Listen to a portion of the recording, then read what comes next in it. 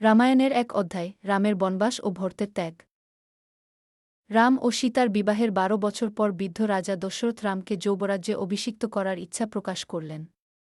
কৌশল রাজসভায় তার ইচ্ছাকে সকলেই সমর্থন করল। কিন্তু উক্ত অনুষ্ঠানের পূর্বসন্ধ্যায় দাসী মন্থরার কুমন্ত্রণায় কইকেয়ীর ঈর্ষা জাগরিত হয়ে উঠল। বহুকাল পূর্বে রাজা দশরথ কইকেয়ীকে ২টি বর দিতে প্রতিশ্রুত হয়েছিলেন। তার সুযোগ কইকেয়ী রাজার কাছে দাবি করেন যে রামকে ১৪ বছরের জন্য বনবাসে পাঠাতে হবে এবং তার স্থলে ভরতকে যৌবরাজ্যে অভিষিক্ত করতে হবে। রাম পিতার আজ্ঞা স্বেচ্ছায় ও শান্তচিত্তে মেনে নিলেন।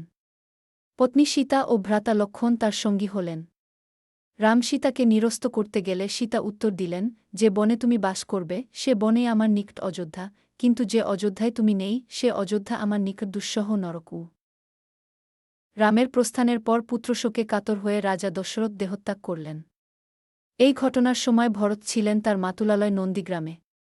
সব শুনে ভরত সত্বর অযোধ্যায় ফিরে এলেন। তিনি মায়ের কুটিল চক্রান্তে পাওয়া রাজপদ ঘৃণাভরে প্রত্যাখ্যান করলেন। রামকে খুঁজতে খুঁজতে তিনি উপস্থিত হলেন বনে।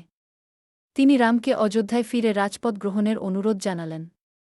রাজ্যে ফিরে সেই খড়ম দুটিই সিংহাসনে স্থাপন করে রামের নামে রাজ্যশাসন করতে লাগলেন তিনি।